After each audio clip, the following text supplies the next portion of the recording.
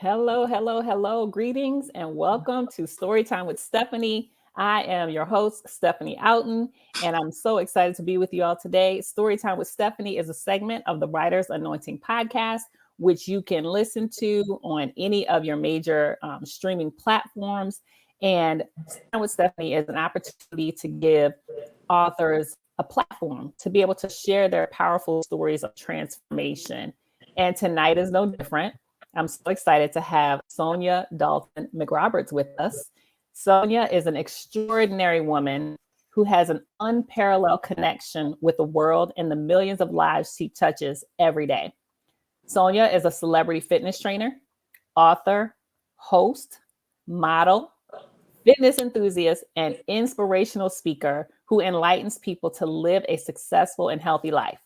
Her approach to life is just as bold and eccentric as her edgy and incomparable appearance. Since leaving the hardwood floors of the NWBA, which is the National Women Basketball Association, she has taken the fitness and fashion world by storm. Sonya Dalton, affectionately known by her friends and business colleagues as simply Sonya D, is your fashionista fitness queen. After years of slaying her opponents on the basketball court, she found her niche in owning and operating an exemplary co-ed fitness studio for over 25 years. And that in and of itself is a story that I can't wait for us to talk about. This fit queen has been summoned to lead generations into fitness, health, and personal life transformations. Sonya has dedicated her career to helping people from all walks of life build enthusiasm and motivation to live their absolute best life in the body of their dreams. She is cunning but direct in her approach to image, health, and wellness. And Sonya commands attention upon entering a room and delivers an unforgettable impression. And tonight you are going to meet the woman herself, the author of Sonya D Exposed, the Diary of a Fitness Diva. I'm so pleased to welcome Sonya Dalton McRoberts to the show. Sonya, are you with us? Yes. Hey, lady, how are you? I'm doing wonderful. How are you? I'm blessed. I'm blessed. Thank Yes. you for being here with us tonight. Thank you. I'm excited. I'm excited too. It's an honor to be able to spend this time with you. And it was a privilege just to be able to get a glimpse into your life in your book. And those who follow me faithfully know when you see all these little sticky notes, that means I have a whole bunch of stuff that I want to highlight or point out or ask. And but I always let Holy Spirit lead. So we will see what comes up as a part of tonight's show. So thank you, everyone, for joining us live. For those of you who will watch on the replay, we appreciate you. Spread the message. For those of you who are live, go ahead and share this out on your pages so they can jump in and join the conversation. And if at any point you have any questions or comment, feel free to share them. And Sonya is an open book, so she is welcome to share at any point. And I already see stuff coming in. People are excited to see you, Sonya. So let's get started. So, Yes. Sonya, Yes. why did you decide to title this Exposed, the Diary of a Fitness Diva? Well, let's talk about the history of the meaning behind exposed. So years ago, many years ago, over 15, 20 years ago, I had a manager, Jonathan J.C. Moore, who pretty much came up with the term exposed, spelled XPOSED, because he thought that I was that trainer, that girl that would bring a lot of exposure to the world. So we pretty much just grabbed that. And so everything that I write about, I entitle it Exposed Moments with Sonya D, and then I go into my writing. So it's just a point in my life where I think that a lot of times, a lot of people don't like exposing people, whether it's good, bad, or indifferent. And exposure, I want people to understand it doesn't necessarily have to be anything negative. Exposure are great things. Exposure are things that we don't want to talk about. And exposure, yes, it is, could be not so great things. And so I'm that young lady that will bring those things to light. I don't have a problem exposing, not even myself. So No, you don't. so No, you don't. that's the point with the exposed part. I love it. I love it. And you definitely are very candid. in sharing your story, sharing your life, sharing the things that have gotten you to the place where you are today. So tell us a little bit about just your growing up. There's some things that you shared in the book that, of course, like when I started to read, I'm like, oh, I got like choked up just knowing some of the things that you were exposed to as a child that I don't think any child should ever be exposed to. But just tell us a little bit about those Wow. situations and how they shaped the woman, even the teenager, and then the woman that you became. Wow. Um, it's always like, even through my healing, Stephanie, it's Mhm. always a very emotional part of my life to even go back to Yeah. the childhood trauma. Mhm. But the childhood trauma made me the lady that I am today. Yes. Okay. So, of course, 3 years ago, 4 years ago, there was a lot of anger, bitterness in me. Now that I've had the opportunity to go through another journey of my life and to be in a place where I'm still to heal, then it's totally different for me. So growing up, I grew up in a small town in Virginia, with my mom and my dad, and I still have four siblings. Um, I'm the baby girl, but I'm the baby. Mhm. If that makes any Yeah. sense. Yes. I am the baby. Don't get it twisted. My brother is just he was just born after me, but I'm the Just baby. put him in the background, right? Yeah. And so I came up. I felt like I had a beautiful mom and father. I really did. They worked hard. They did their what they knew to be their very best with us. I was the one in the family, and all of my sisters were and brothers, excuse me, were athletes, but I was the athlete in that whole Martinsville, Henry County. Like I was just phenomenal, just exceptional. So I had a lot more attention that brought attention to myself and my family, which wasn't the bad part of it. The bad part of growing up, I was molested by my grandfather, Mhm. my mom's father, so that people are not getting confused. Yeah. And the time that it happened, my grandfather was an alcoholic. Mhm. And so I spent a lot of time at their house with my grandmother. And the time that it happened, he trapped me inside of a bathroom.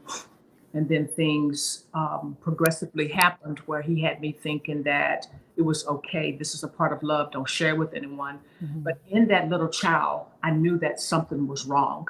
I knew Mhm. something wasn't right about it. So with him exposing his body parts, his Mhm. private areas, so forth and so on, he wanted me to perform oral sex, and it went Yeah. through the whole thing to get to the bottom of all of that. Um, get the book, I really go into it. Yeah. I ended up, when it was that time of him trying to penetrate, I was just such a great athlete until I Yes. used my force in my head and I went through his gap of Yeah. his legs and escaped. Mhm. So when I got over to my mom's and my dad's home, I was yelling and crying about Mhm. the situation. And so my dad was very angry, who at this time took off running right across the path. I mean, Mhm. we were 50 yards apart to my grandparents' home, and he found my grandfather beating my Mhm. grandmother. So at that time, it took focus off of me. Yeah. And it was always, don't share this with anyone. We're going to pray about it. Mm. So for years, that's what I did. I only shared it. One of my sisters was there. My middle sister was there. And as the years progressed, I shared it with my mom's baby sister, who Mhm. I had a very beautiful relationship with. And we talked about it, but we didn't talk about it. Yeah.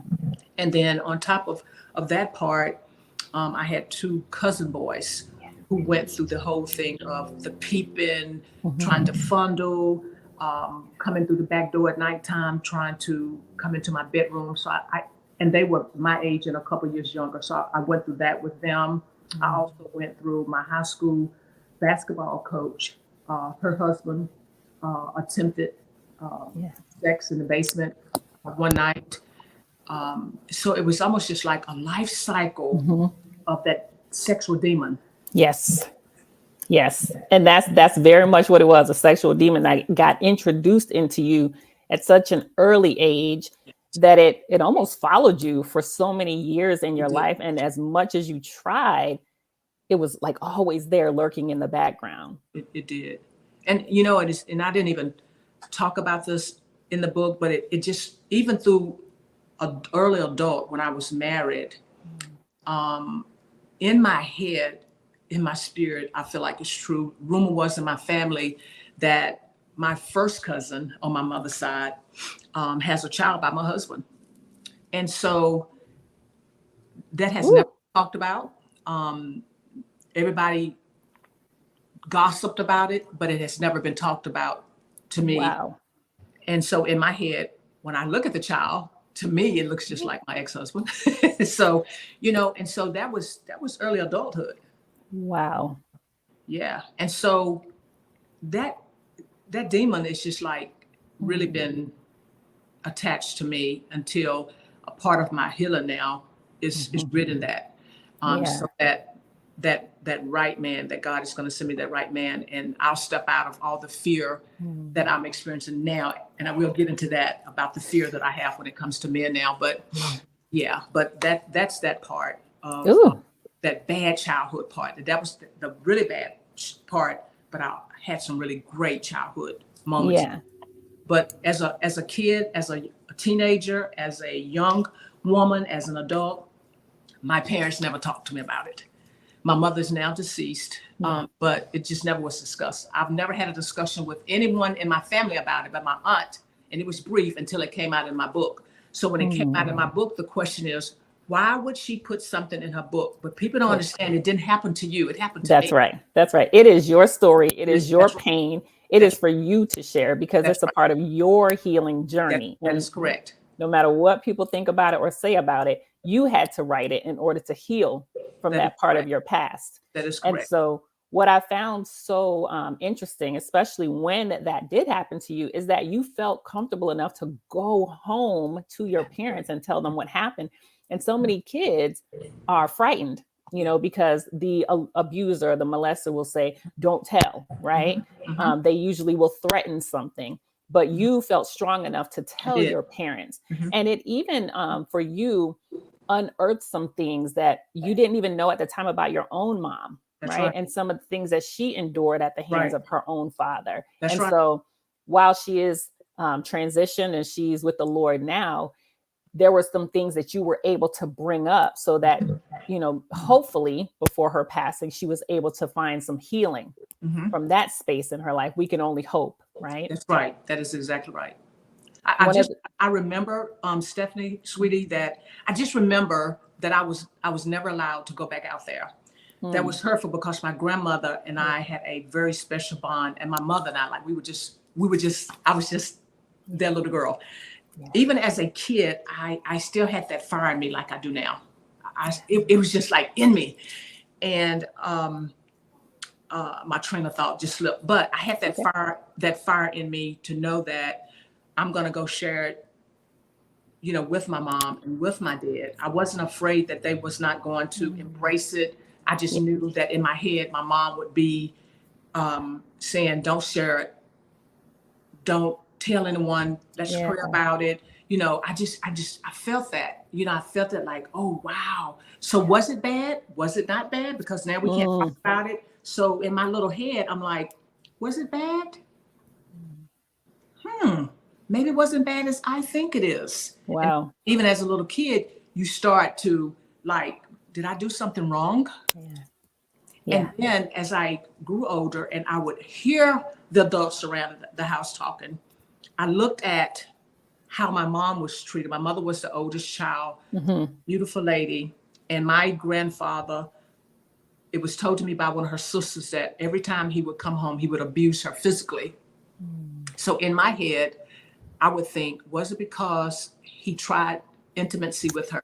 Yeah. She rejected it, moved or whatever. And so now he was physically abusing her. And he did Yeah. it for a lifetime, like Mm. until she was grown enough to get out of the home, Yeah. And Ooh. so, and my mother was not a vocal person, like even like I am now. Yeah. Even young, she internalized all the Yes. pain. Mm-hmm. And Mm-hmm. I do believe in premature deaths. And, Absolutely. and so when my mother was getting ready to have a total knee replacement, my mother had a massive heart attack right before they were wheeling her in for surgery, and she died right at the entry to the Oh my hospital. God.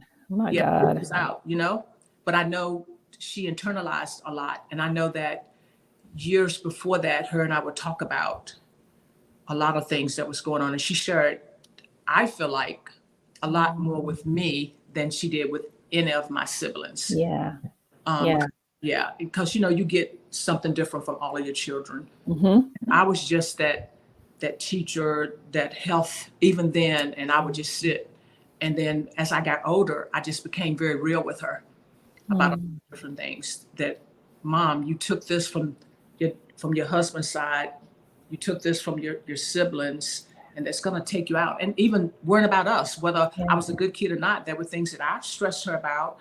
I have a brother that's a recovering drug addict, and all those Yeah. things were worries for her, and she internalized it and went away prematurely.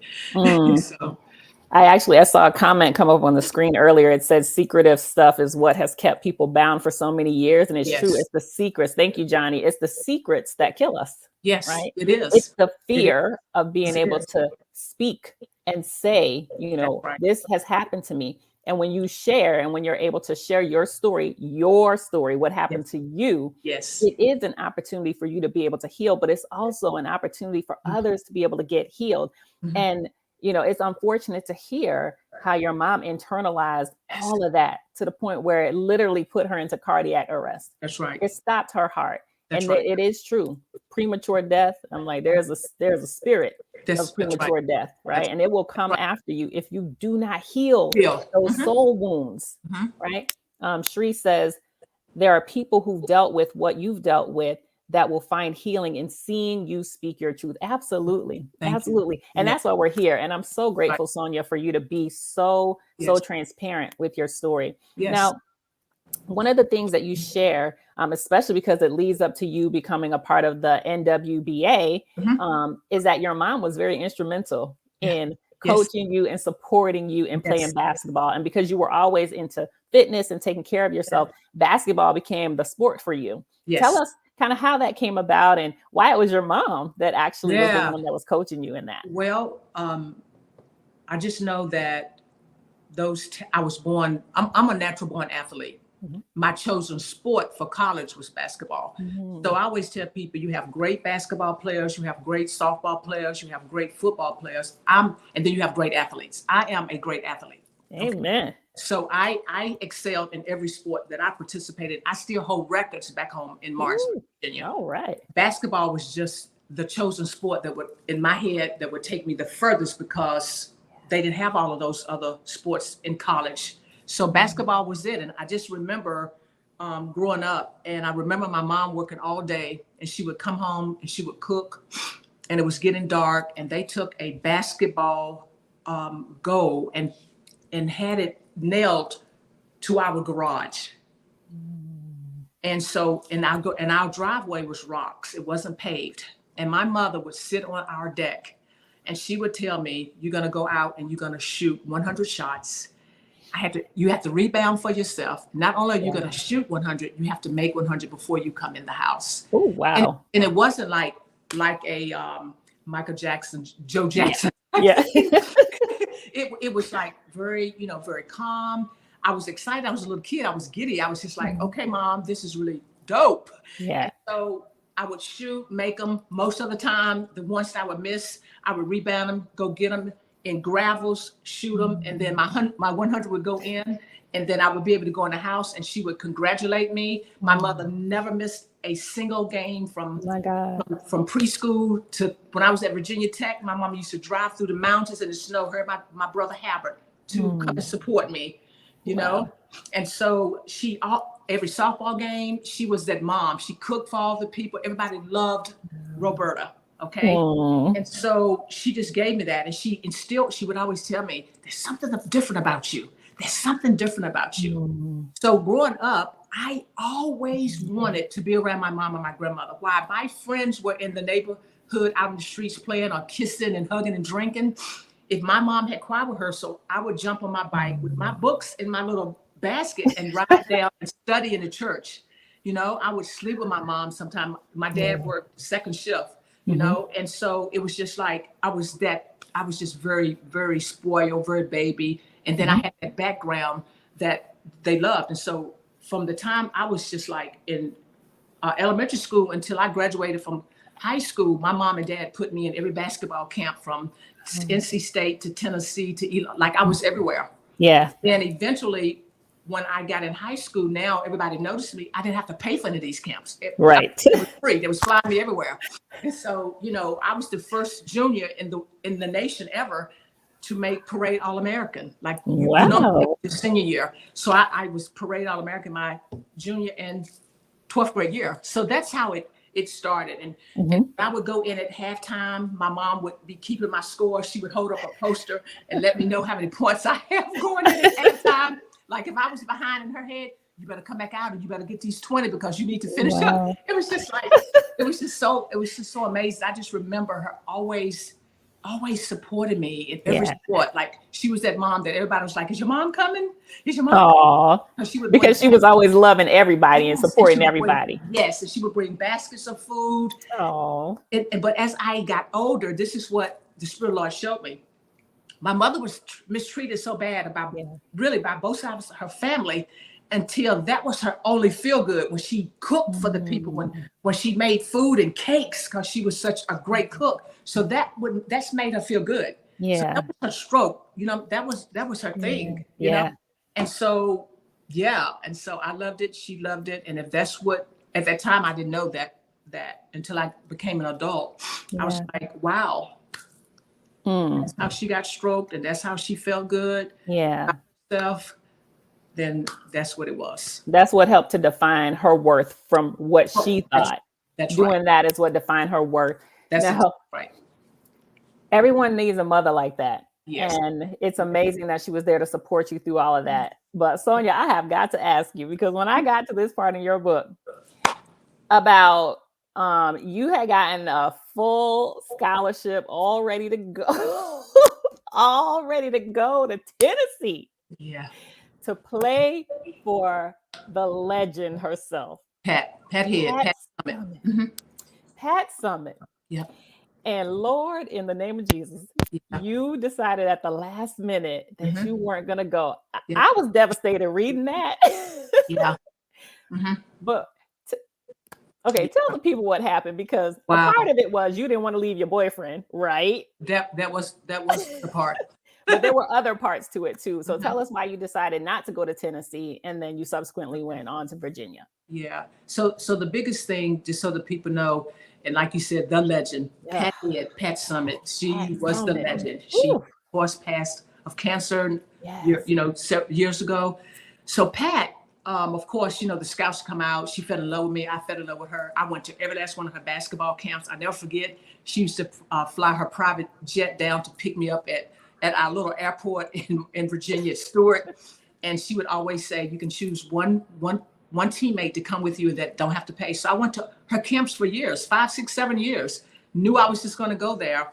And then my senior year, I started dating a guy and he was older than me. So I was just like, I am 17, honey, and I'm dating an older man. And he blew my freaking mind. Yeah. Little country girl. It was the first time I had ever dated in my entire life, because I was a little tomboy. I didn't want to date. Guys used to tell me how pretty I was, and I was like, I'm not pretty. I would buck up. Like, I'm not pretty. Don't call me pretty anymore. Oh God. So then I was just like, I was so nervous, like, oh my God, I got this guy, Tennessee. He's gonna break up with me. That's gonna be too far. All of this little. And the deal is, I didn't have a person telling me any different. Yeah. Like, no coach, not even my high school coach said, Sonya, you need to go to the school. No one, they just let me do what I wanted to. Like, they didn't tell you stuff like that back then. it was whatever. Yeah. So I just, one day I just took it upon myself and I just called Pat, Coach Pat. Coach Head, Coach Summit, and I said, I don't want to come there. She did a big article on it, but when I started coaching here in Charlotte, she did a big article about how she was devastated that this 5'9" point guard changed the mind at the last minute, which put her in a bad situation because now she has to recruit and scout. Yes. And so then I said, I want to go to Virginia Tech because I was thinking in my head, it's only an hour and 30 minutes from my house. Yes. Get up there. Mm-hmm. My mom, who I was in love with, adored. I thought about her. I can't leave my mom. So all of those things just start playing in my head. And so then whoever got in touch with Kay, I was going to say Kay Alfred, who was another legend at NC State, with my coach, I can't remember her name, at Virginia Tech. And so that's why I ended up signing a scholarship. But that's okay. That's okay, because you were still successful. It was the path you were supposed to take to then lead you to your next. So it's okay. Yes, right? thank you.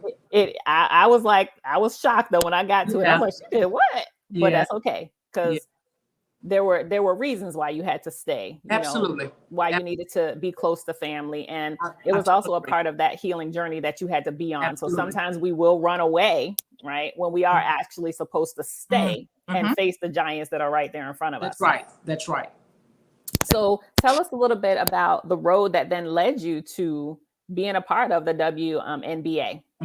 So in all actuality, I was at Virginia Tech, ended up also transferred into, I didn't know where I was going to go. I did not. And I never forget my aunt, Margaret Faust, who was a graduate from Johnson C. Smith. My uncle Alvin graduated, my sister. So I had all of these people that kept telling me, I think you need some Black exposure. Like, and I'm like, in my head, because I knew I was a great athlete. Like, I felt like Johnson C. Smith wasn't good enough for me.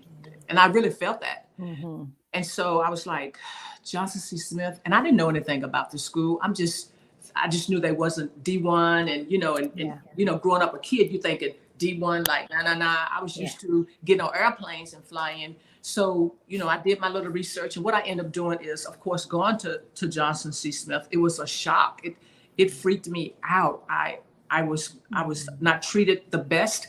I would hear a lot of stuff, even from the coach one time, and if he's on, it is what it is. He said that, he made me one night, we were going to go to the playoffs, and he was so upset with me because he said that I didn't perform like I did for the white people. And that really made me mad. He sent me to the other end of the basketball court and made me play by myself. And so I went on out the door, and I went up to the admissions, and I had a really great relationship at the time with Dr. Albright, who was a phenomenal president who is now deceased.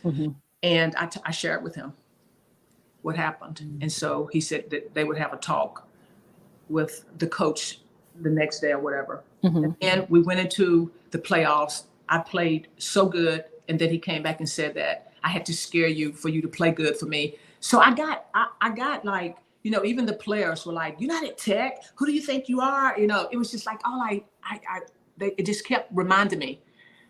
It was just always a reminder. And so I felt like at that time that I lost a little bit of me. I lost a little bit of the athletic fire. Because I just got beat up for being a great athlete.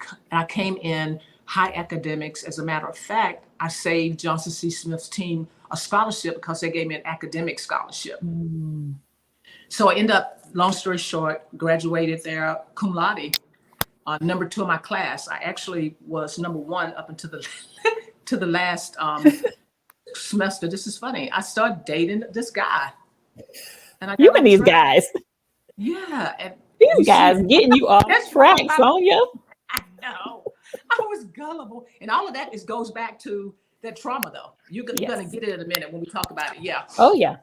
So then they had the trials for the WNBA. I tried out for the Charlotte team. And then they wanted me to play in Virginia. They thought it would be good because I was from Virginia. So I'm like, hey, I don't care. I love balling. So I played in Richmond. I didn't like it in Richmond at that time. It was very filthy, dirty, but I played. And then the league folded after a couple of years. It just collapsed because even now, you just don't get to support like the guys. It's just hard. It's a struggle. Very true. And Very true. even with the Charlotte team, like I said on the board, even here, it was just you look up and there's nobody supporting you, Yeah. And so of course then Charlotte team folded, and that's pretty much how the WNBA got Yeah. involved. And then from there, and I don't think I talked about it in the book, and so I don't want to go there. So I'm going to wait for your questions. Okay. That's okay. During the time, and thank you for sharing that, because there were some things that, I think were necessary to share, and certain things that are not in the book as well. So thank you for sharing that. But even during the time that you were heavily involved in athletics, you were facing a lot of physical injuries. I mean, you Yes. had injury after injury after injury, and then you Mhm. were throwing blood clots. You had mentioned that earlier as well. You had blood clots on your lungs and on Lungs your and heart. heart. Yes. How did you Mm. manage to kind Wow. of overcome that Mhm. in the midst of all the other things that you were dealing with? Now you have a health challenge Yeah. that you have to, not your biggest health challenge, Yeah. but a health challenge that you had to go through during that time. What were some of the things that you had to do to, stay in a positive mindset, to really continue to reinforce who you were as an athlete, as a woman? Tell us a little bit about that experience. Well, my first injury happened in high school, and I think it was a very dumb injury. It was very unnecessary. So now that I think back, so I was running track. I had set all kind of records going into the state qualifying. So when I got to the state track meet, let's say the state track meet was on a Friday. That Saturday they had a all-star basketball game that I could have played in it as well. I chose to go run track because I wanted to support my team. I would get another chance to do the basketball thing. So I went into the state qualifying, number one in the 400, number one in the long jump, number one in the hurdles. Our relay team was number one, and I was number one in the high jump. So I went in 5 places. The first event was the long jump. I set a record, my first jump, broke a record. My coach made a very poor call. Instead of resting me, she told me to break my own record. Ooh. I got ready to jump and I tore my ACL. At the time, they didn't know that it was torn, and so they just wrapped it. I have a different fight, and everybody that knows me, Stephanie knows, like my fight is unexplainable. That's just an undaring fight in me until I can't even explain. Like there's so much fight. I don't give up. You push me over the ledge, and then I'm gonna grab something. That's a fight, even as a kid. And so they wrapped my knee. I got ready to do the hurdles, and I never forget going over the very first hurdle, hitting that knee and falling to the track. And I just remember my dad being there and jumping over the fence, and that was it for me. So when I went into Virginia Tech, the whole first year, my freshman year, they wanted me so bad to play, and they wrapped it. So I played with a torn ACL my first year at Tech. They wrapped it every single practice, every single day. Wow. So I played, came out of my freshman year, had a ACL replacement. Then and then from there, it's like my knee injuries continued. I had a meniscus tear. I was playing in a championship softball game. I was the winning run. I slid into home plate, jammed it, tore my meniscus. Ooh. So that injuries just continue with my knees. So they just continued. And then the last one that we talked about in the book was I was doing a demonstration at West Charlotte High School. I was getting ready to leave the gym. Thank you so much. They're saying that Sonya has an unmatched fight, and absolutely, I discovered that through reading her story. I'm like, this woman's literally, yes, had the will to win. Like no matter what, you never gave up. Yeah. You never gave up. And so this last one, I tore my ACL again, doing a demonstration, had to have emergency surgery. So I was home thinking that I would just be back up a couple of days because I bounced back, and so that I'll never forget that Thursday morning, I was lying in my bed talking to my mom, and all of a sudden I lost my breath. I was like, oh, and I couldn't breathe. And so she said, what is it? And it came back and I said, Mom, I just lost my breath. And I just had a pain to shoot down over my heart. And so she said, take the padlock off of your door in case somebody needs to get it. So I called my oldest sister, Sheila, who was a private duty nurse at the time. And her energy and anxiety is, when it comes to her little sister, is on a whole nother level. So before I knew it, the fire truck was at my door. And so then the ambulance came and they took me to University Hospital and they did every test in the world. And they said, she's probably using her crutches wrong. She can go home. My sister said, she is not using her crutches wrong. Oh She my God. can train you how to walk on crutches. Can you guys please do the contrast dye? They said, well, if you want us to, but we think she can go. So they said, Sonya, do you want to do the contrast dye? They said, because all of your tests came back, and I did it. And they found several pulmonary embolisms on my lung and my heart. They said, Sonya, they came in the room. They didn't tell me that. They just said, we spotted some clots. I thought they were in my legs. Yeah. They said that, where does your family live? And I said, Virginia. And they said, well, we just called your doctor and he wants us to transfer you. So they transferred me, and then my doctor came in. My sister Sheila was there, and they said, Sonya, we can't wait for your family to get here from Virginia. If you live through the night, Ooh, no, not the if. we're going to have to cut you from here down because you are loaded with pulmonary embolisms on your lungs and your tip near your heart. And this is what, so they called it a heart specialist, they called it a lung specialist. And so that whole night, I spent the night talking to God, just having a conversation with him. And I never forget God so clearly speaking to me, like, it is time for you to give back.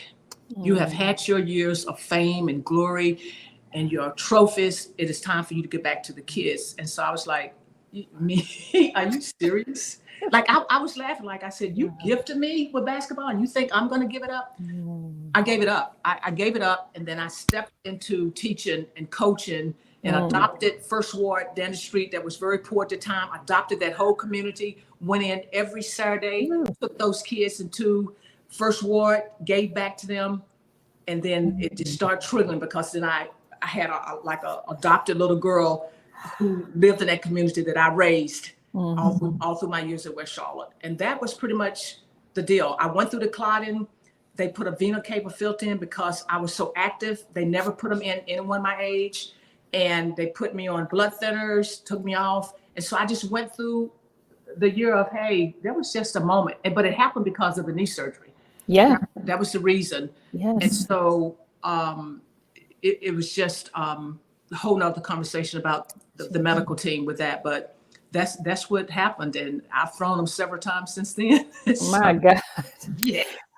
But what I find so amazing about God is that in that situation, when he told you to give up basketball and to go back and get the kids, right? You had to go get kids because when you were a kid, no one got you. Come on. Got you. Come right? on. So you had to go get the ones that at your age, no one got you.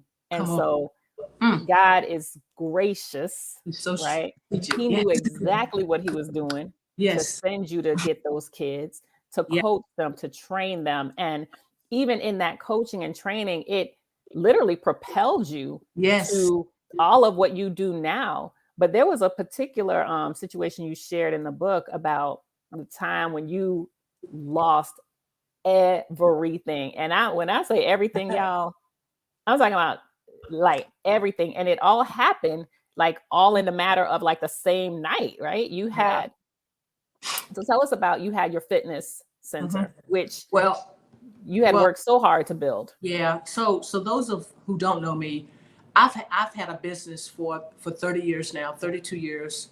I just shut my physical building down once I was diagnosed with breast cancer, but I still have virtual. So this was one of my favorite gyms on the South Side. And at the time, I was in a very dark place, even when I got the gym. But financially, initially, it wasn't bad. Okay. So at the same time, I kept pushing again. Like, this is my business. I'm not going to lose my business. And so I started doing awful things from a business perspective. I had gone through a separation. My husband was a very great business person. I'm a great trainer. Okay. I'm not and I'm still to this day, I make my business decisions, but if I had it my way, I would always have a manager because I allow my heart to step in too much. Yeah. And so what ended up happening, things got really, really bad financially, like behind on rent, behind on my BMW, behind on my house.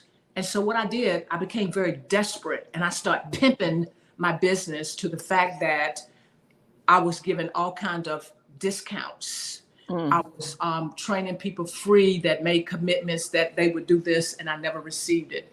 Long story short, all of that put me in a situation of losing my gym. But the way I lost my gym was so hurtful because Yes. everything in my gym, I paid cash for it, and I had the most beautiful equipment. Like I had everything. It was like 7,000 square foot of equipment in that gym. And so one of the best things at that time, I started training Fantasia. And Fantasia, and I talk about in my book how it was like two women, same journey, different stories. Yes. And so we were good for each other. But I took all of my love and all of my passion and I poured into her because this was right early for her coming out of American Idol. And even in the midst of it, I'm a very smart lady. I'm very, well-spoken, etc. I make great decisions. And so I took all of that energy of my gym being behind, my car being behind, my house being behind, etc. And I put all of that to her. And so they said, hey, Sonya, we got to have you full-time on the road in LA. So what I did was I said to my clients, and I'm trying to remember what exactly, I let a young man train my clients. I went out to LA and just was with her. Came back one day, I was getting my nails done, and I get a phone call from the police department, said, Sonya, did you move your gym last night? And I said, Jesus. absolutely not. They said, well, we found a U-Haul parked illegal on East Boulevard and we towed it and we saw your name and pictures and everything. And so long story short, somebody had broken into my gym and packed all of my stuff and said that they were moving me while I was in LA. And so I came back to a gym that had been, you would think a hurricane had gone through the gym. Not only did they take the stuff, they took metal. So the police said it sounded like it was drug addicts because they took metal to sell. Oh my God. So they pulled all the metal. They took some of my machines. They pulled the metal out of the machines and left the machines. So they felt like pretty sure these are drug addicts. And so it was very embarrassing for me, even though it happened like that. Yeah. So I played it off and I came up with something called Fit in the Park. and I trained my clients at the park. Wow. I stayed in the heat all day because I didn't have a vehicle. I had someone to drop me off every Monday through Friday, drop me off at 7:00 and left me there at 7:00 at night. And I never told my clients. Oh my God. Stay there all day and train. Okay. Look, see that right there wasn't in the book. And that is choking me up because it just says those part days were amazing. God had to literally take you through that for him to get you to the place of seeing that, you know what, you didn't even need the physical building because everything that you needed was already in you. Yeah. It was already in you. And Sheree says, and the thing is, we had no clue what she was going through. That's the grace of God. When you can walk through that much turmoil, that kind of storm, and no one even knows what you're going through because you don't wear it on your face. You said something in your book about that. You talked about how some people, why when you're going through those storms, do you walk around looking raggedy? Might as well put yourself together, right? That's right. And in you putting yourself together, it actually helps you to continue to do what you were called to do. That was to coach. That was to train people. You did not allow the circumstances, all your stuff being stolen, your gym being ripped apart. And even during that time too, you were opening up a club, right? Yes. Was it not the 917 Central? And even that fell apart. So you had that fall apart. Yes. Your gym get broken into. You lost your car. You lost your house. You had all these things happening, and people didn't even know you were going through a storm. And one of the reasons I got behind it, the gym, because I took all of my money out of the gym and invested it into The club. Yeah. Yeah. Yeah. And even during that time, you still, when you had lost everything, you still were responsible for making a monthly payment on a club that you never got to open. That's correct. Never got to open. So people were actually benefiting off of your pain. That's right. But you still walked through it all with grace. I did. Whew. That's a lesson for somebody. And I feel so strongly that there's somebody who's even listening right now that's walking through the hardest time of their life, and they're not carrying it with grace. That's right. They're allowing the world to see the weight on their shoulders. Right. But you are a living testimony that you don't have to be what you're going through. You don't have to show it on your face. Nobody needs to know that you were, having people drop you off at the park for you to stay there all day. People just thought she's all about her fitness. Like, she's out here, she's training us. And they never knew the turmoil that you were in. And that, Sonya, that's just a testament of God's favor and his grace on you. Yes. And even through all of that, you were able to be redeemed. That's the word that God kept giving me for you. You were being redeemed. Like, God was like, I see you, my daughter. I know. Because I knew you from the beginning. I created you. So I knew what you were going to walk through. I knew the mistakes that you were going to make, right? That's right. I knew the people that you were going to encounter. I knew the men that you were going to let distract you. I knew all of that. Right. But even in that, he said, I will redeem you and I will restore. I'll restore everything that the enemy tried to take from you. Everything. So tell us about the restoration process and how God got you to the place where you are now, where you can be totally transformed. You can continue to uplift the lives of the people that you encounter, not just through your fitness coaching, but through your inspirational coaching and the speaking and all the things that you do. How did God take you through that restoration process? Well, I really want to say that when you're going through life, that is how you deal with what you're going through. And I think that was my biggest strength, whether it was pride, whether it was just that fight in me, whether it was a combination of that. And even then, I love Christ. Like, that was my faith base. I just knew that I was going to come up out of it. I never shared it with my family. I never shared it with my clients. I kept doing appointments. I kept meeting the people at the park, doing my consultations at the park. And so I just think that within that, it just gave me more of that push and more of that will, because at the end of the day, I would not necessarily come home. I would go to my sister's house or with Travis, who's my PA, and I would sleep on the blow-up mattress and all of that. So I just feel like with that, Stephanie, that it just gave me that push to never give up and to always keep my vision. And God would always say, write the vision, make it plain, though I tear it, wait for it. At the end it shall speak. And so I stood on that. I stood on that, and regardless of what the world would say, regardless of the gossip of people who didn't know anything, I stood on his word. God. Okay. You cannot, if his word tells me that for me to write the vision, it doesn't matter what the naysayers are saying to me. It doesn't matter what anyone is saying to me. It's what his word. And I stood on that. And that was my drive. And I would always think about, what would my mom do in this situation? My mom would push. She would encourage me. She would keep going. She would figure it out. And I figured it out. I kept pushing. I said, you know what? I never forget when I lost that gym, I was behind in rent. I said, I'm not going to ever get another gym. Because I was evicted. Jesus. Now I'm evicted and I got to buy equipment.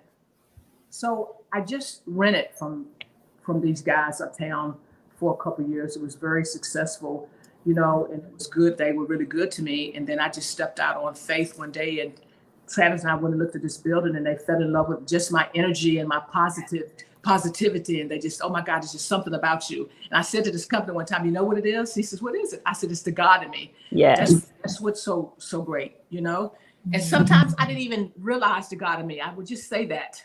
I didn't even realize the power of God until now, until cancer, but I just kept standing on it. I kept standing on what my mom and my dad put in me, you know, what I grew up in a missionary Baptist church knowing. Mm. It just propelled me to not quit, to keep going. And so that's what it took me until like now, into my last gym, Yeah. you know. And I'm Total away you. with everything. Yeah, Total You. And Total You has always been my name of my gym. I just never knew the extent of it until now. Yeah. And that's because you had to become the total you, I had to the become it. total you. Yeah. So that you could walk people into the place of becoming the total you that they are. Crystal says, Amen. She has imparted so much in my life. It's a blessing to let her continue to pour into lives, even mine right now. Yeah, Crystal is one of my former ball players at West Charlotte. Oh, So that's over 20 years ago. And to oh, have a young lady to come on and to say that even just gives me, my heart just smiles so big now. yeah. And it's because you do have such a big heart. You Yes, have such an amazing spirit, and it really draws people to you. I mean, even before the interview, you were messaging me, and yes, I was yes, like, I feel like we were friends. Like I felt like we knew each other, and I yes, was me like, too. you know, this was so beautiful just to be able to now be in your virtual presence, right? To Yes. now feel your energy because I could feel it through the messenger. I'm like, this lady is powerful, but to be here virtually with you has been just so energizing for me. Yes. And you mentioned it a little bit earlier, but I want us to talk about your and I like that you capitalize certain things. So cancer, you always spell it CAN, capitalized the C, the A, and the N, Huh? and then CER, That's right. because you can see your way That's right. past cancer, That's right? right. And you Yes. did that. So you were actually diagnosed with stage 4 breast cancer Mhm. in July of 2020. Now, you don't talk about this in your book because it happened after the book was Mhm. published. Yes. Um, but you were diagnosed with stage 4. Now, stage 4, for anyone who doesn't know, is like the last Yeah. stage, right? That's it. And you had already gone through all the blood clots, the knee issues, the ACL, the meniscus, every possible thing that could physically happen. And now here comes cancer to try to Mhm. rock your world. Mhm. Tell us what that was like when you received Ooh, that diagnosis. wow, man. So it was on a Sunday. It was on a Sunday morning. I got up and I just felt different. Mhm. And in my different, they had already shut down gyms because of COVID, but I was training virtual. And the different that I felt, it was like my spirit said, you got to get to the hospital.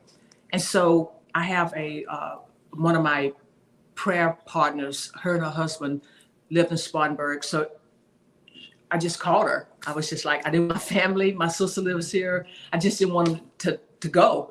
And so she took me to the hospital. And when I walked in, you know, I kind of go in like commanding. Yeah. This is what I want. And so I went in and I said, you know, hey, I have a history of pulmonary embolisms. I feel like I'm throwing a clot right now. And so that you got to get me back. And they absolutely took me straight to the back, got me undressed, did blood work. They came and said, hey, Sonya, your blood levels are a little off. We think you have a PE going on. The only way we can check is we need to do some chest scans. Mm. They did chest scans. I was lying in the bed and the doctor came in. She was very rude. She said, you have a mass on your right breast and you need to see a cancer doctor immediately. Like she just called it. So I start screaming. My friend Shonda said, wait a minute. Like Mm. you might need to go back and come back in, Yeah. Yeah. you know? And then she said, I was getting dressed. I said, let's just get out of here. And so Shonda said, well, what about what she came in here for? Are we not going to finish? We end up getting in my car. I just remember getting in my car and just screaming and yelling, saying, this can't be true, God. Why me? Why Jesus. me? I'm Yeah. healthy. I work out. I eat properly. What is going on? Why me? And so immediately things just start moving very aggressive. Okay. They were moving so fast. I was spinning. I called in a natural doctor. I was just like, God, do I do it natural? God says no. But I had my natural doctor. Immediately they put me with a surgeon, an oncologist, a radiation doctor, and I had to go visit all of them. And I just remember going and seeing the surgery doctor, my surgeon, and he said to me, Sonya, you have stage 4, and and he said a month later, my conversation would be different. If you would have been one more. And so he said, take your mask off and I want you to do what you need to do. And that just blew my mind that he told me to take my mask off. I took it off and I was screaming and yelling, fell on my knees, went through all kinds of things. And he said, you don't have to choose me as your doctor. You can get an opinion. I fell in love with him because he was talking about God. His wife had experienced it. But his first thing when he said, you know, God is a healer, I just said, you're my doctor. Yes. Amen. Amen. And so then things happen. They said, we got to start you on chemo immediately. And we got to start you on the Red Devil. So I had to immediately the next day go see my oncologist. And so she gives me a tour and I walk out into this big place where everybody is slouched and everybody looks like they're going to die. And I said to her, you could have put me out here with these people. And she said, yes, Sonya. And so I said to her, can y'all give me a VIP seat? I was like really serious. And so Ebony, who's probably on, they gave me a VIP seat. And every day I would come in there, they would sit me at the head of these people. And so one day I went in there and the Spirit of the Lord had me to stand up and minister to that whole group of people. And I stood up and of course I was in the Spirit and I pretty much was sending them, sit up. You are not going to die. You shall live and not die. Yes. And I just started. So every time they wanted to know where the little lady was. And so when I would come in, they would be like, you visiting? Because I would come in like, you know, bold and upright. Yes. So I went through that. And then of course, you know, moving quickly into the greatness, the part of it. When I saw my oncologist, the second treatment, she said, you're going to lose your hair. I said to her, you know, rest of your people lose your hair, but I'm not. Yes, God. The second treatment, my hair fell out. That was the hardest part for me, you guys. Yes, I had stage 4 cancer, but being bald-headed was so hard for me. I felt so masculine. I felt attractive. For almost 3 years, I never took my hat off. When I had my first surgery, I said, can I keep my hat on? And Ebony, the young lady who does my makeup, she will tell you, when I went in to have chemo, she would put lashes and brows on my eyes before I would walk out in front of everybody, but I would keep my hat on. When I had breast surgery, I told her to put lashes on me before my surgery. Like, I'm so serious, because that was just a part that I needed. Yeah. I needed to feel good about. Yes. Yeah. Now, to get into the best part of this, because I feel like I can talk another session. Let me tell you what God did. God is not of cancer, but he'll take it and he will use it. Yes. Okay, it's of the devil. Everything that I went through childhood manifested to cancer. Ooh, okay, because there was no healing. Yes. Okay, there was no healing. So what happened was, it's so awesome how cancer and COVID hit at the same time. Because if cancer hit me and COVID wasn't in, I would have been in my gym training with cancer. Yeah. Okay, but God said no. Because you know what I found out? That 30 years I was a people pleaser. Yes. Okay, I set my gym and I ran 6 and 7 days all day for people, making sure they were fit, making sure that their bodies were right. I never thought about Sonya. I would come home with my little puppy at 10 o'clock at night, get to bed, sleep a couple hours, be back at my gym at 5 o'clock. On the weekends, I was at events speaking. So I didn't even take time to even hear God half of the time. So God said, okay, she definitely, and I got you by yourself. So he put me in a place by myself for 3 years where nobody could be around me but my little heaven. Okay. And he taught me, son, you are a people pleaser. Everything that you're doing for people, that's what you want out of life. Okay. And so I came to realization that I had a lot of work to do on me. And he removed me from all the noise. Yes. And all the demonic forces in my gym. Because my last gym was an attack. That gym was a setup of the enemy. Jesus. Okay. I spent more time in that gym, me and Mother Little, Shonda Wallace, praying than I did training most of the time. Oh my God. Okay. I would spend all day Saturday mornings after class, put my puppy up, open doors, getting spirits out. Like this, real talk. This is so real. That's why I had more issues with Black women at that gym. When they talked about, dogged me. They still to this day talk about me. You know what I'm saying? And so I had to get away from all the clutter and all the chatter in my ears. And so God put me in my condo by myself so that I could truly heal from everything. Okay? He put me by myself, like she said, to restore me. Yes. And so, you guys, for the first time in my life, I have not ever felt the peace that I feel today. Okay? And I dare not let any man, any client, any family member break with God. And I have worked on so hard for these last 3 years. You hear me?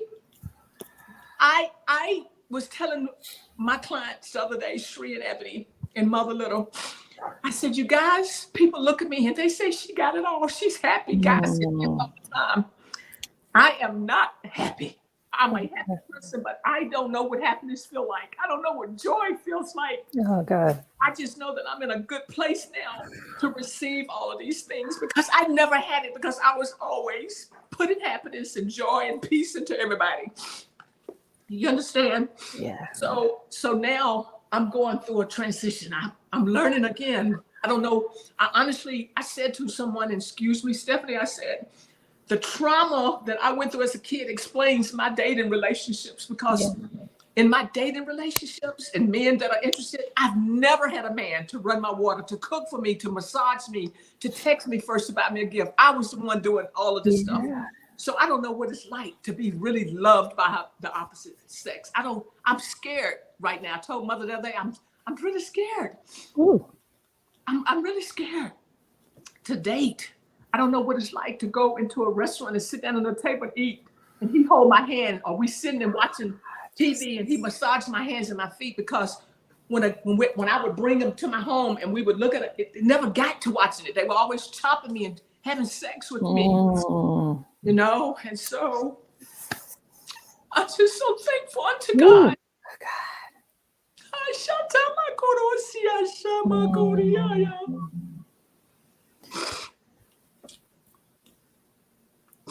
And Sonya, what I hear the Lord saying for you is the time that he put you in the isolation, he was isolating you, but he had to put you in that time with him to teach you how to be treated, so that you know what it feels like to be loved on. That you know what it feels like to have somebody hold your hand, because he will come and he will say, baby, rest your head on my shoulder. I've had those encounters with him. He wants to give you those encounters with him so that you don't long for it from a man, because you know you already have it in him. When it does come from a man, right? God is always going to remind you that it comes from him first. That's right. It comes from him first. And so this whole season that you've been walking through is to cultivate that time with him, so that you know without a doubt what it feels like to be loved. And he is going to restore joy in you.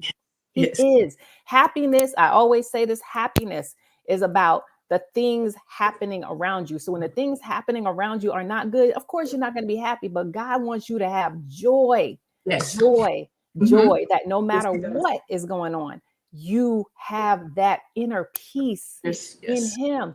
And so the cancer did not win. That's right. You are two and a half months? I'm 2 months today, cancer free. I just had a total knee replacement 3 months ago. My knee feels great. And you know the crazy thing even about this, Stephanie, right quick. So when I had before cancer, I had a total knee replacement. So check this out. So for 10 years, I had this one 7 years ago. They wanted to do this one right after that, and I didn't let them for whatever reason. So for 10 years, I've been walking around bone against bone, not complaining. So check this out, baby girl. So when I go down the steps for 10 years, I would go one step at a time. Okay. I wasn't able to stand up and pull my pants up.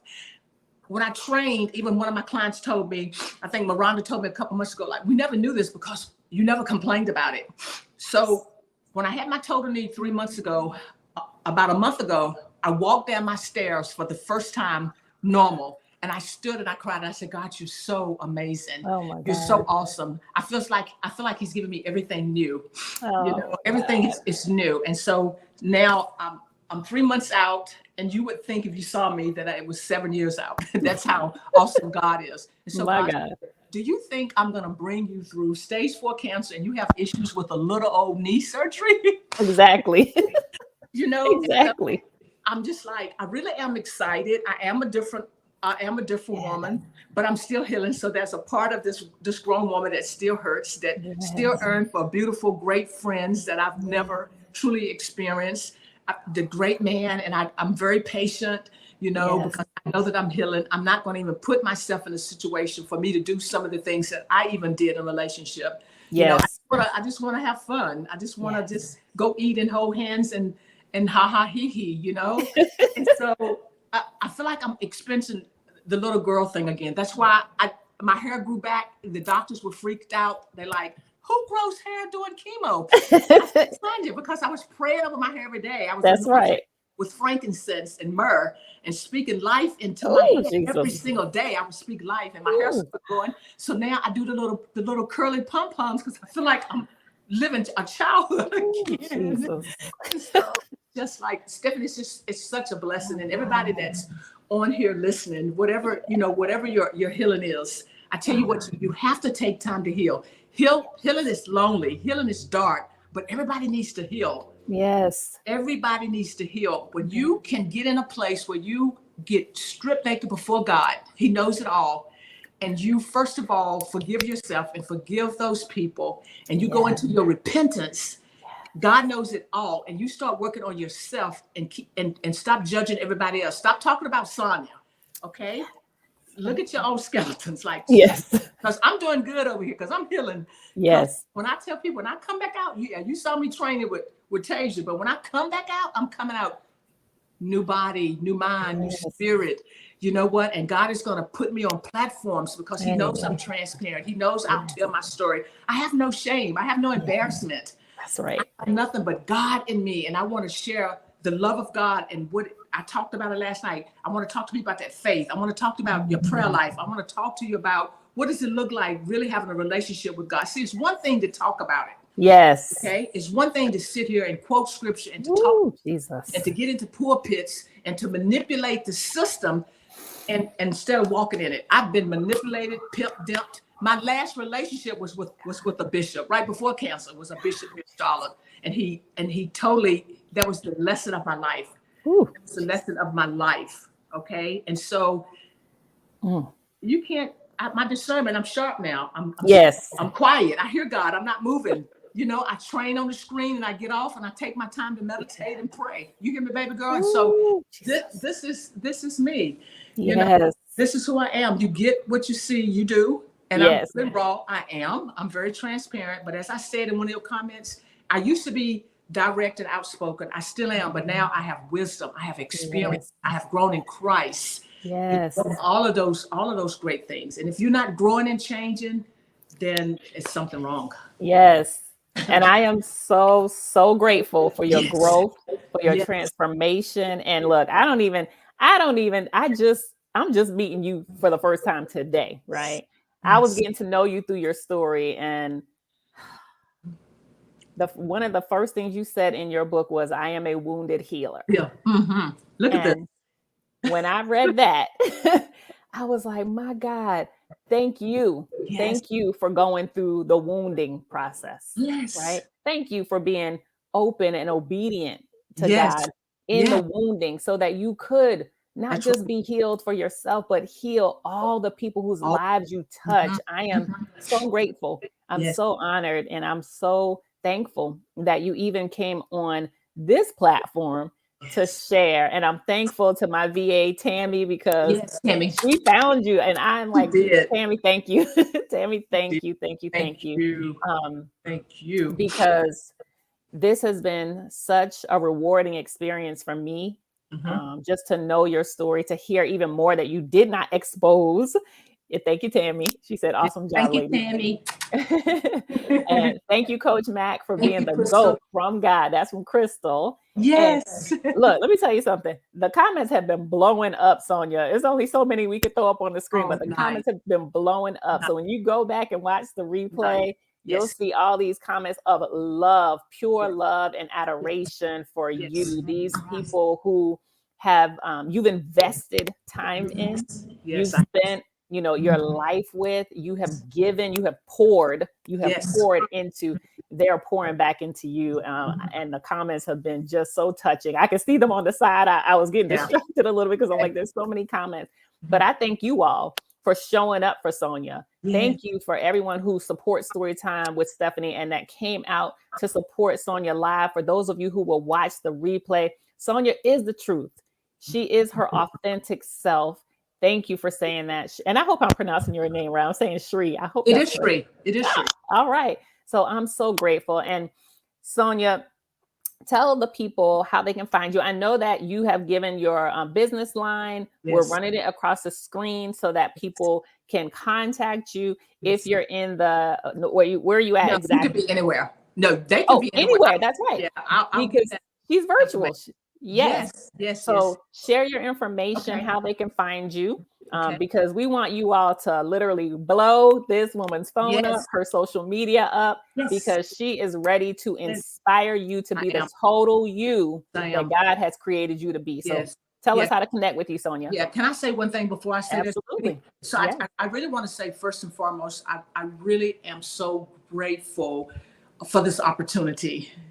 I am, and not just to be able to come live and just to talk, but to be on live with you. I can just tell that there is such a genuine, humble, godly spirit that you exude, and I'm just so honored to know you, Stephanie.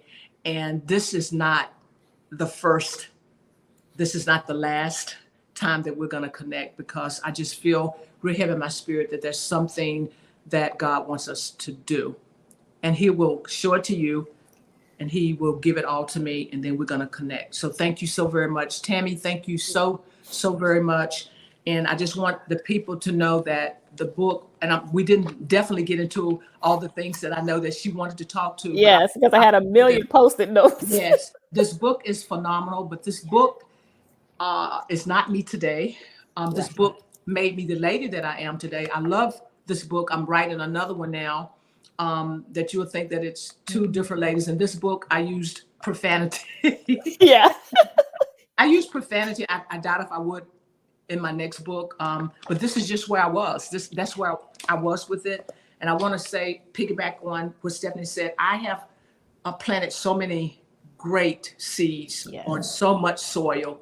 There have been some not so good soil, but to God's eyes, it was all planted. So this is my reaping season. This is my season Amen. to receive. I just feel it like it's just my season. This is my season Yes. to reciprocate.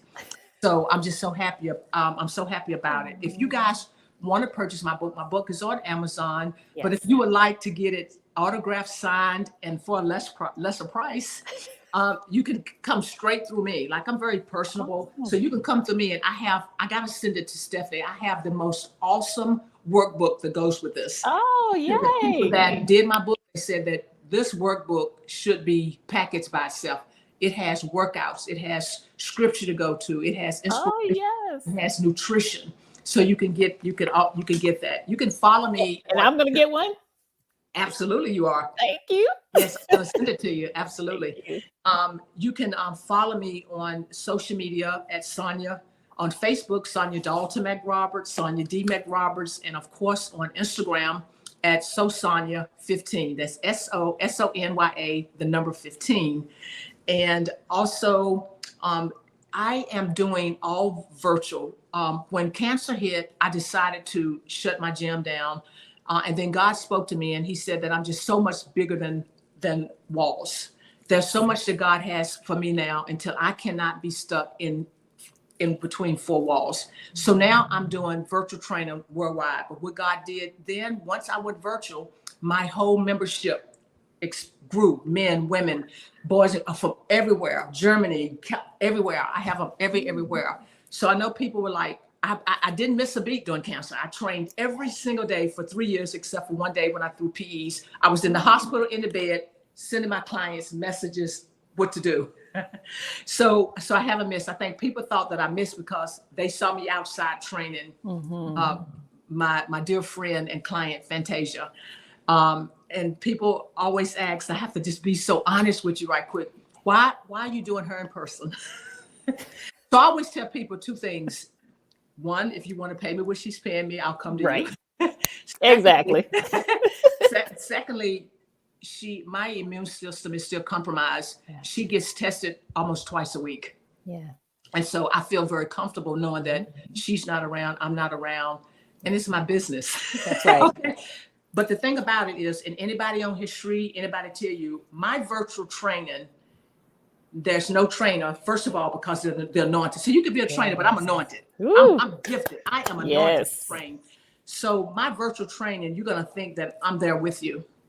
Also, you have to understand that, and any of my clients will tell you, my training is so much bigger than training the physical. It's the mind, body, and spirit. So there are times where I come on my lives and we have church. We talk about the things of God. We pray. I mean, we do. I make my clients journal. I did childhood trauma healing with my clients. I do all kinds of stuff with my clients. So my total you by Sonya D is a whole level. God. So, it truly is like, it is powerful. And it's because God is in it. God rules, and so that's who I am. You can call me at 704 533. I got two numbers, 4732. That is the business number. Actually, I prefer you text me and then I respond, because when I'm training, the phone is ringing. I'm all over the place. So if you would text me at 704 533 4732, I am a certified trainer with many certificates, 30 years experience. It's a passion for me. I'm anointed. I'm also a certified nutritionist. I'm also a certified life coach. I just got a certification in meditation with a spiritual background, and I'm upgrading all of my other certificates. And Travis he's so true. Travis says, and Sonya, you just have a new client, and her name is Stephanie Alden. Okay, I'm like, Tammy, make a note. We got to sign up. Yeah, Travis is he's so awesome. And so, I want to say one last thing, and we're gonna go, is those people, because during the cancer journey, I learned, but I had a lot of family, people, friends, and all who never reached out to me. Okay, never reached out to me. And the thing about it is, in life, you are always going to need someone. You cannot get caught up in your own little selfish world. Yes. And forget or not reach out to, I don't care what a person is going through. And I was dealing with stage 4 here by myself. I had people to walk away with me, but then I realized my Aunt Faye talked to me about, it's not their season to be in your life, because you wouldn't have been able to heal like you did. So eventually I got it. I had one experience, and this is going to blow a lot of people's minds. So I won't call their names, but I was in my gym one day and I had a cyst. I'm very cyst prone, and I had a cyst on my breast. And I asked a couple ladies in the gym to fill it. And so I ended up going to the doctor. I had to remove it because cysts just pop up. I have one on my spine. I got one on my back. I'm just cyst prone. So then when I was diagnosed with breast cancer, I had a celeb to reach out to one of my ball players who at the time was taking me. She said, I heard that Sonya was diagnosed with breast cancer. Is it true? So she said, absolutely, it's true. Like, why would anybody make up anything like that? And she said that, well, blah, blah, told me that she just wants attention, that she felt that lump in her breast years ago at the gym. See how rumors just, so this is the stuff that I dealt with. Like my second, it was crazy. The night before my first chemo treatment, the guy who I thought we were dating, but we wasn't really dating. He was just sexing. It was a situationship. Yeah, situationship. Yeah. His wife now, she called me the night before. His daughter called me the next day, threatening me. So right doing this is the stuff that I went through during the cancer journey. So God showed me a lot about people and things and myself with it. So I just say that a lot of times people, when you're dealing with people, you have to learn people for yourself. And if you know a person and you know that's not their energy, defend them, protect them. Yes. Because even in this world, and we're living in Revelation. Yes. Um, you just have to be careful. We got enough to take care of ourselves. We are in a praying season now. Yes. We need to be praying, fasting, Jesus. and getting Yes. yourself together. That's what kind of season we in. Yes. And we need to be calling forth revival That's because it. we need That's revival yes, we do. here, now, Yes, today. We need the today glory of the Lord to fall to down fall down. now. Yeah, that's Now. right. That's That's what we need to be praying that's as well. exactly that's right, love. Oh, That's it. Jesus. That's it. Kiss, kiss. That's me. Kiss, Normally, normally, kiss. yeah. Normally, I normally have my little puppy here with me. She's with me everywhere I Heaven. go. My sister Sheila has her, and I miss my little Stinky. Oh, But my little Yorkie, she's all over me. But normally, I take her everywhere I go. I take her oh. everywhere I go. But she's not here tonight, so y'all. Don't No, worry, we'll do this, and that when you do the we have next book, to. we'll Ooh, definitely have you again, okay? yes, love. And Yes, heaven will be with us, right? yes, Heaven will represent, yes, and I just thank you for representing. There was yes. one comment I saw off in the corner, and I'm so I just have to say it because I was cracking up. Tammy, my Tammy, said, "Tammy, you know what the comment was? Yes, Travis sounds like he bosses Sonya around like I do Stephanie." He she, does. she knew she had to throw that up there because she knew. Hey, Tammy, you know what? Let me tell you what. If my family needs anything that they want, they tell Travis because they think I'm going to do it, right? And also, my family knows that if they want any information, they don't go to Travis because he's not going to tell them. Exactly. But Travis Everybody can, needs a Tammy and a Travis. yes, Travis can tell me right now, pull those balls off, and I'll pull. He is And that we guy. are grateful. We are grateful for them. Everybody needs a Yes, circle of yes, people like that. And I'm yes, grateful for my circle. I saw some of y'all showing up through here. One of my yes, greatest prayer partners, yes. Annette. Yes. Thank you. Thank you. Annette. Thank Yeah, you, Annette, for praying for me every day, for yeah. showing up for me, for just Mm-hmm. riding with me for like 30 years at this point. Mm-hmm. Mm-hmm. Tammy, who I literally don't know what I would do without Tammy. Yes, yes, She's not just my virtual assistant. She has become yes, my sister, my friend, and I yes, just thank her for yes, her great support because yes. literally half the time I'd be like, Tammy, I don't even know what I'm doing. And she's I like, girl, you know. got it. You got it. No, I know. And it's always good to have, Yes. that voice and that cheerleader telling you that because I know for years, playing pro and always having a manager, always having an assistant. Like, Yes. I'm like, I know Travis is like right down the road with Fantasia. And I'm like, Mhm. well, I'm here in Charlotte and I need you too. Right. And so, I have to just give him the biggest shout out. He's such a Yes. phenomenal young man. And he has been with me for over 15 years through my good, my bad, my indifferent, and he never left me. He never broke a secret. He would ride me around in his car at nighttime, and him and I would just ride because I didn't have anywhere to go. And Mm. then he was in college. He was a little kid. He was 17. He had an apartment, and we slept on his blow-up mattress. We slept right beside each other, Yeah.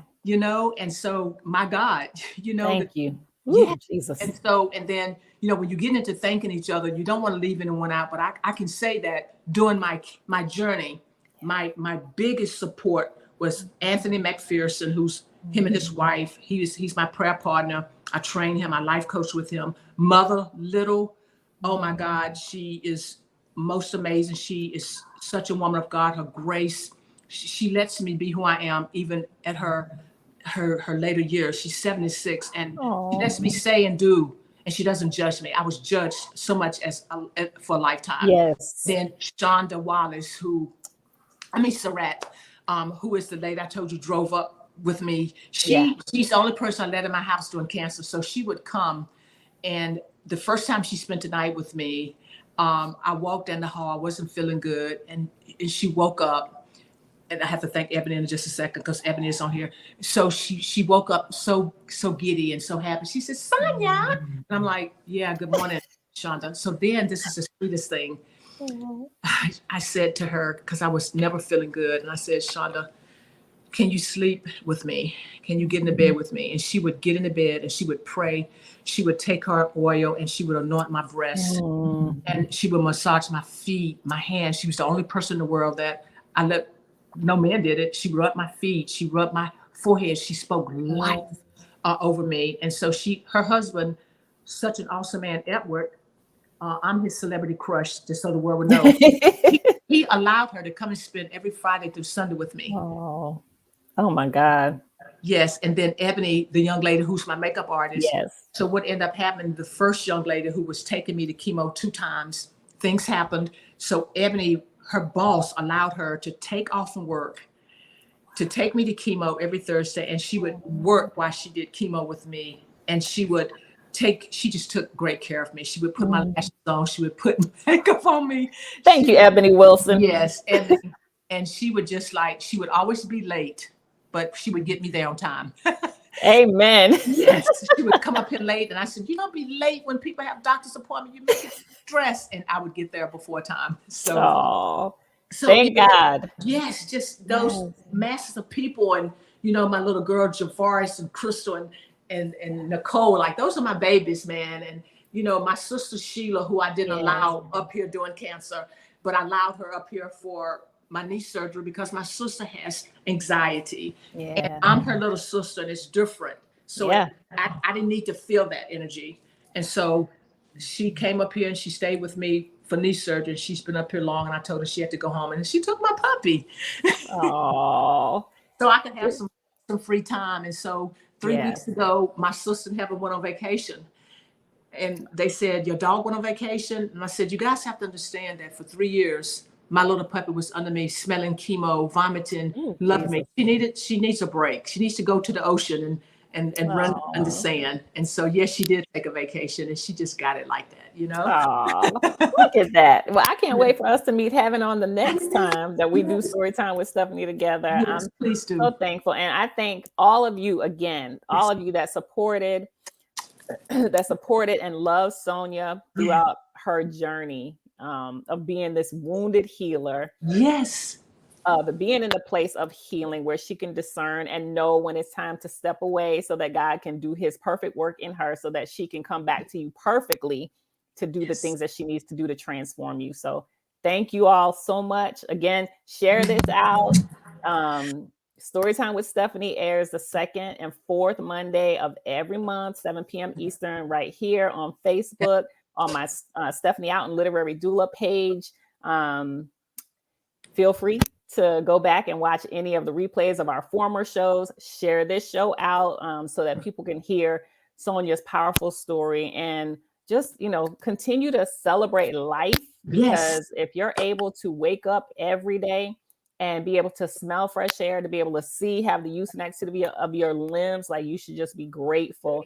And I do want to ask real quick before we go, where does the kiss come from? You end everything. I do. In the book, and even your messages with kiss. Where does that come from? I do. I felt like when I'm doing speaking engagements, there are a lot of times where I just don't get to come off of the stage, off the podium, and go out and mingle with the people, because I am a mingle girl. I'm not one to be in the VIP. I want to come out. So there are times where I don't get to come out. So I always feel like, even in the midst of my presentation, or if I'm upset, that to end with a kiss is very positive. It's very warm. And so I can write a text message and say, "I am not a happy camper with you right now, ... kiss. And remember the kiss. So that's where the kiss comes from. And it was stamped years ago from my first manager, JC Moore. And he just stamped so many different little trades with me. Awesome. He really did. Mm-hmm. Awesome. And Johnny said, and thank you for having her on so that she can share with more people. Again, it was my honor. I thank you, Sonya. I thank you, everyone, for joining Storytime with Stephanie tonight. This was a blessing. Yes. I look forward to seeing you all the next show, which will be May the 8th, I believe. May the 8th is our next show. But just, continue to follow us, continue to share these messages. I love to be able to have authors come on and share these powerful stories of transformation. So thank you, Sonya D, for being here with us tonight. Thank you all. And we'll end it with a kiss. Yes, kiss. Good night, everyone. Yes. Bye-bye.